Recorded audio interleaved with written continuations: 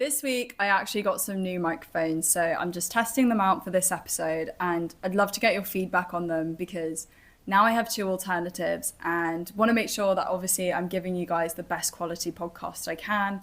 So just a bit of feedback would be appreciated on what you think of the sound quality of this episode. Hello, and welcome back to the second episode of the Amelie Maran Podcast, where we talk all things travel, moving abroad, and a bit of girl chat too. Again, I have my tea here. I hope you have yours, or if you're on the move, I hope you're listening. Today, I'm going to talk about packing essentials and things to kind of consider when packing. But also, I've got a really fun story about the time when we climbed an active volcano in Guatemala. So let's get into it.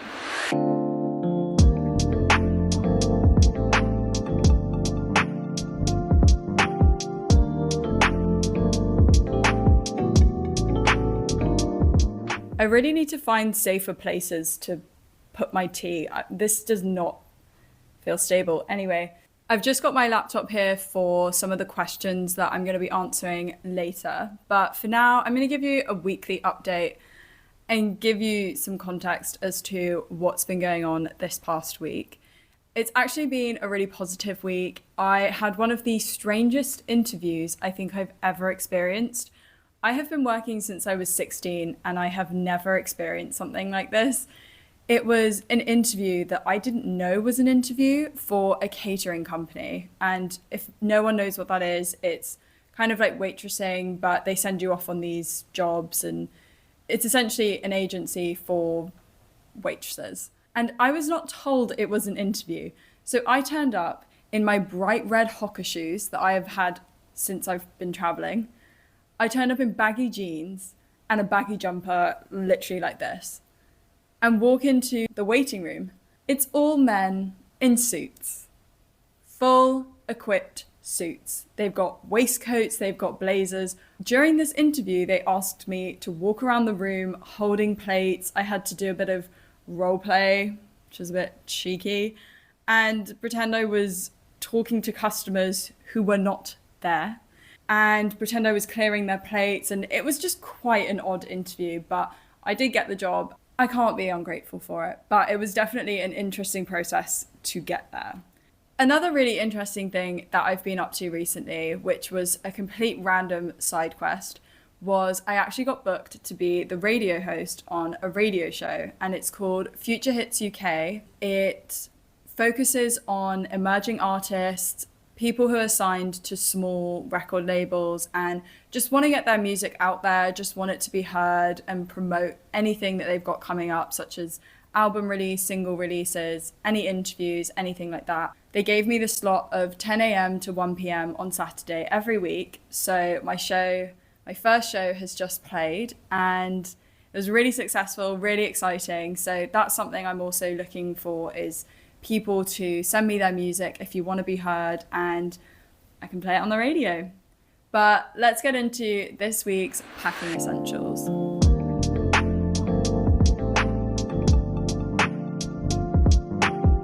The importance of talking about packing essentials is, I think everybody's trip looks different, and I don't want to sit here for the next however long and go, I took 5 tops and I took 2 pairs of trousers and things like that, because everybody's trip is so different and everybody has different needs on their trips.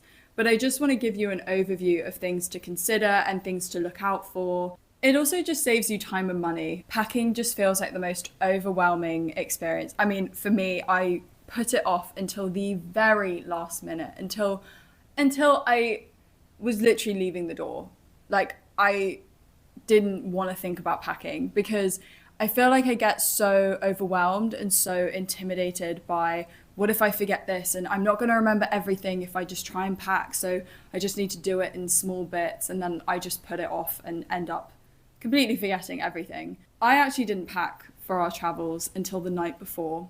I don't recommend doing that. I mean, I didn't have any issues or massive issues, but I really don't recommend doing that if you want to make sure you have everything and you're not worrying about making sure you have everything. I spent so long scrolling TikTok and trying to find the perfect packing list for 5 months of traveling, but I was so overwhelmed by all the different types of packing lists. I also found that a lot of them were aimed at people going to Asia, and that's quite a different climate to what we were doing in Latin America, because we were going through lots of different climates, whereas in Asia, for people's trips, they would bring mostly summer clothes and hot weather clothes, but we also needed kind of a winter wardrobe per se. So I didn't find them massively helpful. At the end of the day, you are the one that has to carry it. You are the one that is going to be lugging this bag around with you on all your buses, all your flights, all your hostels, everything. And so you just don't want to overpack, which is something I cannot stress enough.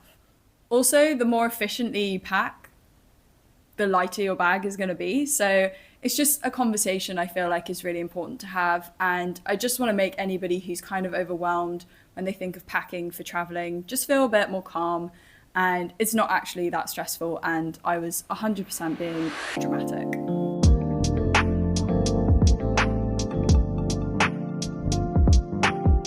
I've kind of organized this by category, so thinking of the main things that you're going to be taking when you're traveling, or even if you're going on holiday, you're going to have a backpack or a suitcase. That's the first thing. Your main bag where everything's going to be kept.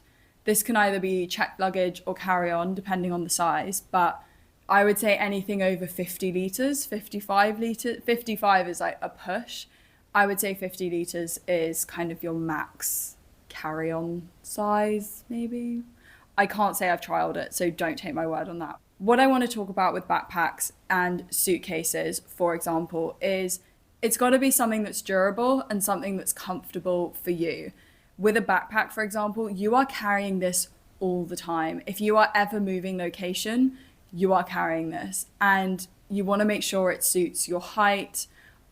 I want to say your weight, but I don't actually know. You just need to be able to obviously carry it and it's not too heavy on your back. So for example, if I'd gotten a bag that was 80 litres or 70 litres, my body frame wouldn't be able to carry the weight of that bag. I'm also just not that strong. So I think when I say weight, I mean, I think your physical endurance maybe is a better phrase for it, but you want to be able to carry this bag comfortably. It wants to sit on your hips comfortably. You don't want to be breaking your back every time you carry this bag. And I think you can get completely overwhelmed by all of the options that are out there, but I went with Mountain Warehouse, Sam went for Osprey. I honestly think it doesn't matter as long as the bag fits you and you're happy with it.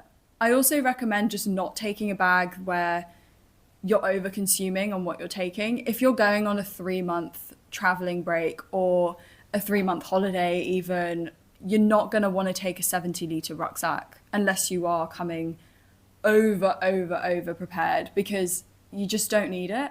I would say if you're going from 3 to 5 months, you could get away with 45 to 60 litres. Anything more, maybe you want to go for a bit higher. It really depends on the kind of packer you are, and obviously the clothing that you're taking, which we'll talk about later. Next is the day pack, which I had a 20-litre rucksack, and then I also had the classic Uniqlo bum bag, which I cannot stress is the best thing I've ever bought. I loved my Uniqlo bag so much, and I know it's kind of old, everyone is like done talking about it, everybody knows how good it is, but I loved that bag. It kept everything for me. I could go out for the day, I could keep my passport on me, it felt safe, I had money, just anything you needed. It also carries like full bottles of water, so it was honestly the best thing. I can't stress enough that you should buy that as your kind of, it's like a day bag, but like it's like a fanny pack. For rucksacks, I think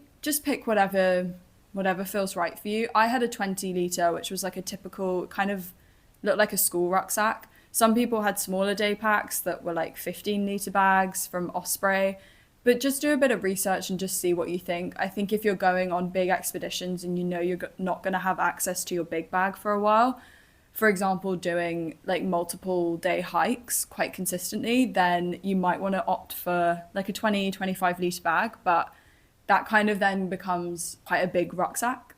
So I think it's just about doing your research, see what your trip kind of entails and see what works for you. But I couldn't stress enough, get that Uniqlo fanny pack. You all know exactly which one I'm talking about. It's so good. Now moving on to clothing. This is obviously going to differ for everybody, and it's going to differ depending on which countries you're going to, what climates you're going to. So I don't want to sit here, like I said, and take you through, I took 5 t-shirts and whatever. I don't want to do that because there's no point, because that's not useful for everybody. My one piece of advice is just to look at your trip, just seeing what the average weather is for the month or months that you're going to be there, and just bring clothes accordingly. I brought enough clothes, I think, to get me through 7 or 10 days. It's not something I actually ended up doing. I would wear clothes multiple days in a row, but to have that security of knowing that I had 7 different outfits or 10 different outfits, it just makes it a bit easier. Also means that you're not having to go to the cleaners that often, and some countries it was expensive, some not, so you just want to kind of avoid it where you can. But with clothing, I would say pack enough as though you're going for 7 to 10 days, and you could wear a different outfit every day.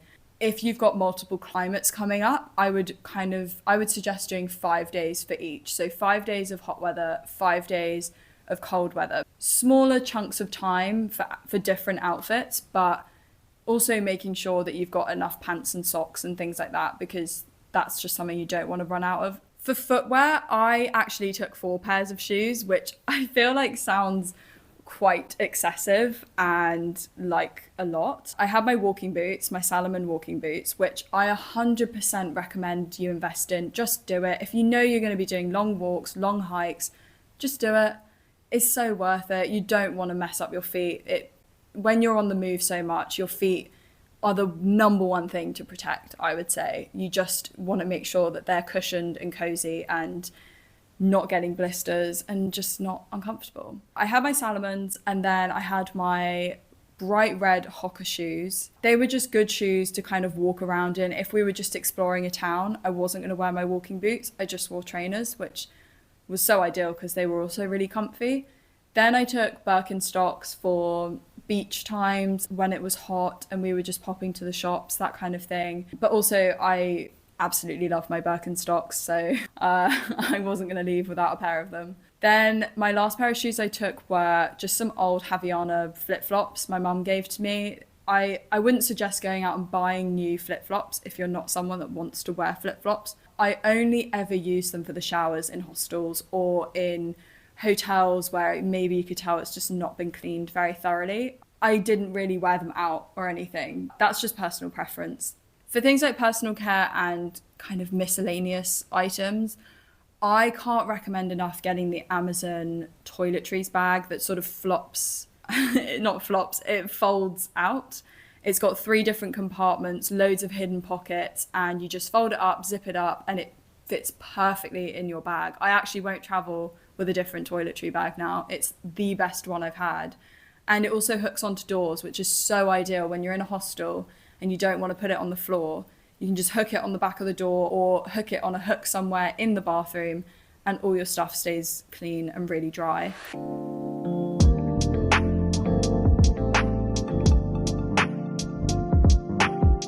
Okay, so now on to the questions part. So some people ask some questions about packing and what to bring, and I just want to answer some of them. The first question is, what is the best way to pack to save space? Now, I personally recommend packing cubes. This is for either traveling or going on holiday. They just structure your packing so much better and just a lot more easily. I would have like all my t-shirts in one packing cube, all my trousers, then you've got pants and socks. And I was somebody who did not understand how they really worked. I didn't understand the point of them. I thought they took up more room.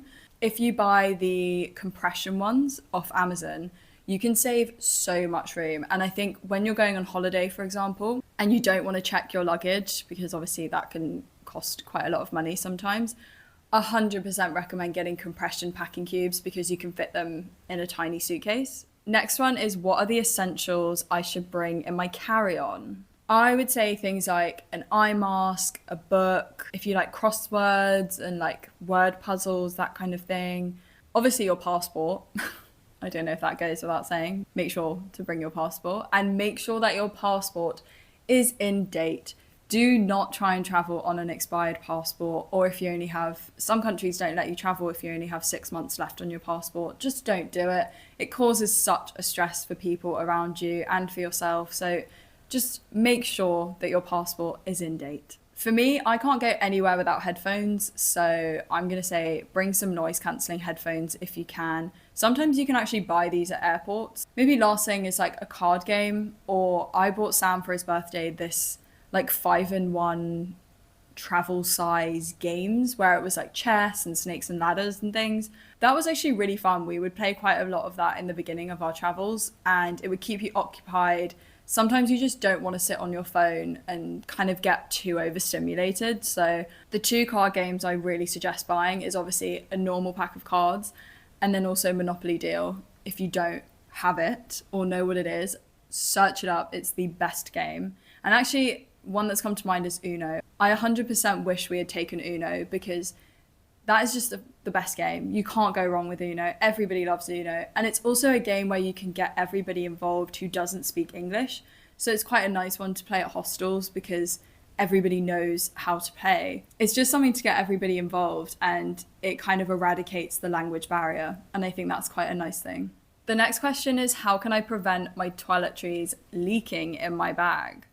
I actually used sandwich bags. I feel like that's common. Maybe that's not common, but I use sandwich bags, and I would just put like the big bottles of shampoo, big bottles of conditioner in a sandwich bag. Just pray it didn't leak. I mean, there's not much you can do. If not, like I said before, the Amazon toiletries bag is the best thing. And last question, what should I pack for a long haul flight? I feel like it's similar to what I said for a carry-on, just obviously your passport, but things like headphones, a book. If you like traveling with a specific blanket, maybe. I know on most long haul flights they give you one, but sometimes you just want to travel with your own. But the one thing I will stress is just wearing whatever you want for a flight. Just don't stress about what people think, because when we flew from Chile to Australia, I was so conscious of the fact that I was wearing a jumper like this and then massive oversized grey tracksuit, and I think I had to wear my walking boots as well because they wouldn't fit in my bag. So I honestly looked a mess, and I was really self-conscious of it, and I thought people are going to think I'm really strange. They are not. No one cares. No one cares about what you're wearing. Just honestly make sure to wear something comfortable and don't stress about what anyone thinks. But my biggest thing on flights is Maltesers. For some reason, I feel like Maltesers taste so much better on a plane. I have no idea why. I don't actually eat Maltesers very often, but for some reason, eating them at home is just not the same as eating them on a flight. So if you're someone who likes to snack, 100% get Maltesers. I don't know why. For some reason, it's just best snack on a plane, but I couldn't tell you why.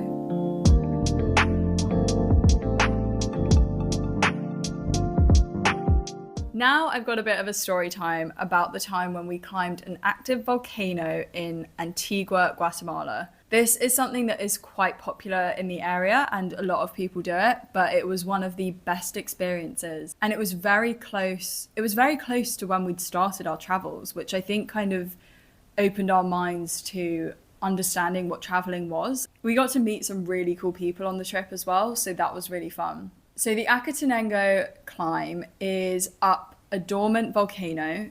They say it can no longer erupt, but I don't know. And the goal is to get to base camp on this dormant volcano, which is Acatenango, so that you have a view of the volcano Fuego, which is the one erupting and the one that everybody takes pictures of, and some people do hike it as well. But we started the day at about 7 a.m. and we did our trip through a hostel. So we went to this hostel at 7 in the morning, and they actually gave us breakfast, which we thought was really kind of them. And we were sitting at this table with some people, and one guy on the table had done this hike before, and I'd heard such mixed reviews about it. Some people say it's really easy, some people say they really struggled. I am not fit as well, like especially now, but at that point, we had done zero hiking. I had not done any exercise since moving home from uni, which was about 6 months prior. So I was not the fittest person. We're sitting with these people. This guy has done the hike before and he says, oh, it's really difficult, really, really hard. But I'm thinking, okay, but what is your version of hard? Because you're doing it again, so it can't be that bad. He just says, yeah, it's quite difficult for some people. You are walking uphill for what can be up to 8 hours, so it isn't the most ideal for some people. And suddenly it starts daunting on me that whilst I've been telling everybody, family and friends back at home, that we're going to climb this volcano and it's going to be really cool, I actually have to do it now. And I had not taken into consideration that I'm going to be walking uphill for a very long time. They also didn't really give us a lot of information on the hike when you go on the website. I didn't really know what to expect and I was getting a bit worried. But you drive for an hour out of Antigua, Guatemala to 2,400 meters above sea level. So already you're kind of feeling a bit of altitude, but it's not horrific. I would say it's not that bad. Then we begin hiking, and one thing to really note is that it takes probably 5 to 8 hours to get to the top, or I guess what they called base camp. And base camp is at 3,500 meters above sea level. So if you're somebody that suffers with altitude sickness, it can be really detrimental to you. I'm very fortunate. I didn't have any issues with any altitude sickness. All that you can really do when you have altitude sickness is just keep drinking water and breathing through it. You have support whilst you're on the hike. I don't think that this is stressed enough on social media when I see people talk about this hike. There are people that have altitude sickness medicine. They have lots of water to give you if you need it. And they're very knowledgeable on how to deal with altitude sickness. They do this hike quite often. They also let you go at your own pace, so there's no need to stress about being too slow or if you're slowing a group down. Everybody's doing it at their own pace because everybody's different levels of fitness and everybody deals with the altitude differently. You just need to focus on getting to the top. That's all you need to focus on. One thing that we were a bit confused about, even after doing a bit of research online, was what to pack. Because Guatemala in itself was very warm when we went. It was not rainy season. We kept hearing from people that you needed to pack layers and it's going to be really cold because of obviously the altitude. So I packed things like Uniqlo heat tech socks, things like that, and it was the best thing. Honestly, make sure you take your layers because it gets so cold. And also, depending on what company you're with, there are different huts that people sleep in and different comfort levels depending on the company you go with and how much you pay. We were basically sleeping outside. So our hut was, I think, 16 people. It was 8 people on top, 8 people on the bottom. And they're just these little levels. They're not beds. You're just sleeping on the floor of a level with a sleeping mat and a sleeping bag and a blanket. Also, depending on what company you go with, some companies will provide all the meals for you. Things like packing snacks and water is something that I would recommend you do anyway, even though they provide meals. It's also just ideal for you to keep your energy levels up. Whilst you're hiking up for 5, potentially 8 hours up this volcano, you want to make sure that you have things like electrolyte drinks and vitamin drinks, packing little granola bars even, or cereal bars. I think we even took some sort of sweets just to keep your sugar levels up.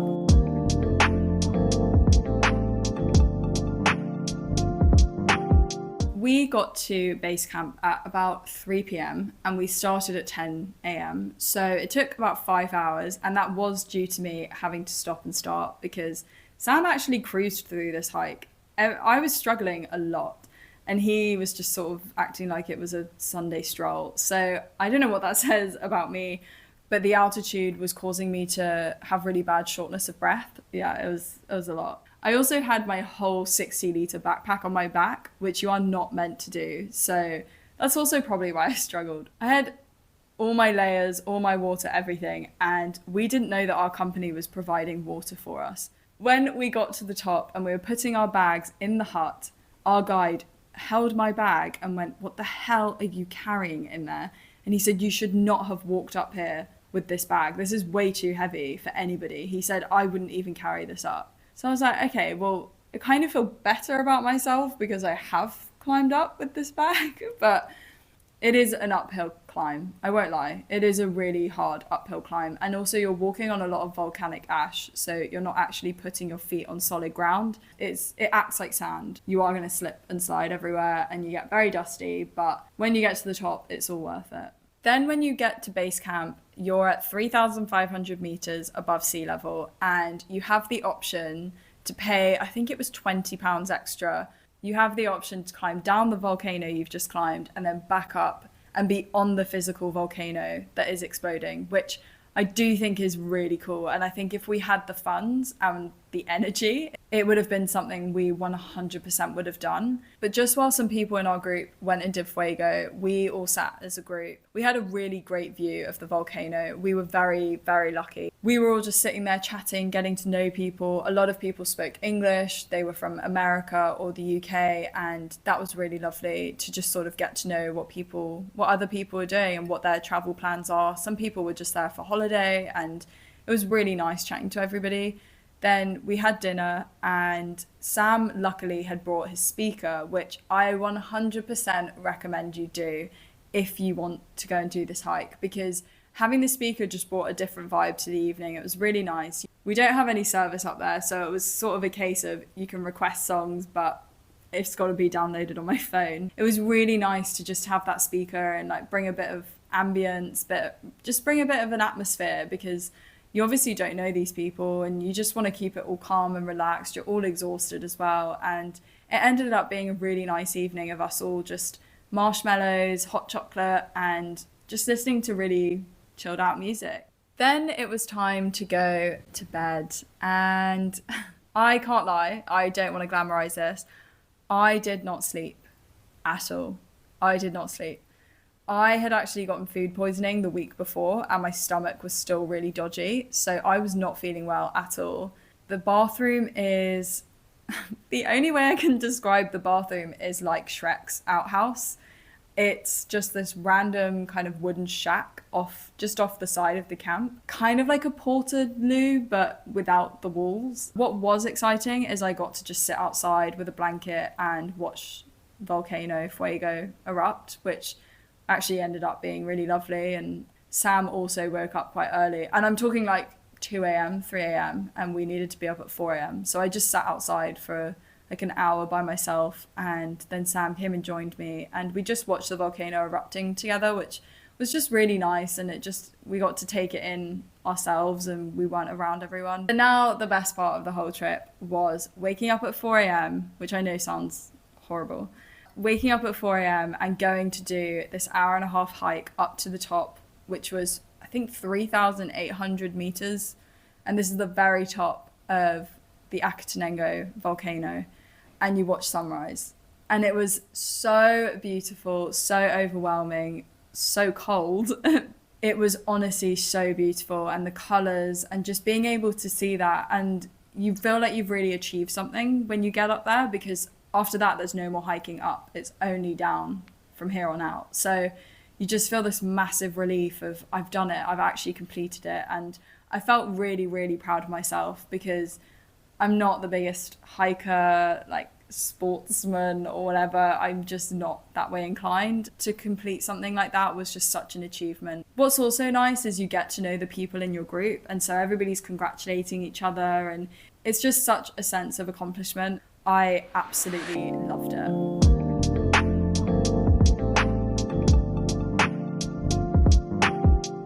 So after we come down from watching sunrise, it's breakfast, which was really nice. We had some porridge with some banana bread, coffee, things like that. And then everybody packs up and you start walking down the volcano. Like I said before, it's like sand, the floor. It's not stable. So you are walking down, basically sliding down. I actually think that would be more accurate. You are sliding down this volcano. Whilst it's really funny, you just end up getting so dusty. You end up getting so dirty, and it's just, you could actually really injure yourself. So I would say make sure you do this hike in shoes that have grip. There were some people in our group that did this hike in Vans, and they were just slipping and sliding all over the place. You need grip when walking down this volcano. It took only about 3 hours to walk down the volcano, which is obviously really ideal, because I think at the end, and by that point, we were just like, get me off this volcano. I feel like I've been working out for 12 hours. I want to get off this volcano. I don't want to see it anymore. We get down, takes about 3 hours, and then we get in the car and they drive you back to Antigua. and having that shower after doing the hike is the best thing ever. And the nicest thing I think about walking back into our hostel was everybody can tell when you've done the hike, because it's what everyone does in the area who's traveling. And you just walk back and you're covered in dust. You look exhausted. It's the funniest thing seeing people come back from this hike and going, yeah, I know how that feels. Yeah, I've been there. That was quite fun to walk back in and people going, how was it? How was it? Did you enjoy it? That was really nice. Overall, it was one of my favorite experiences in Central America. If you have any questions about which company we went with or any specific items you're thinking of taking, you don't know if it's worth it, please just message me and obviously I can let you know. And that is the end of the second episode of the Amelie Maran Podcast. I hope you've enjoyed. I also hope I've answered all of your packing questions. If you have any travel stories, any questions, any dilemmas, please send them my way. I would love to read them and love to help you out and answer any questions you might have. I will see you next week on the next episode of the Amelie Maran Podcast. Bye.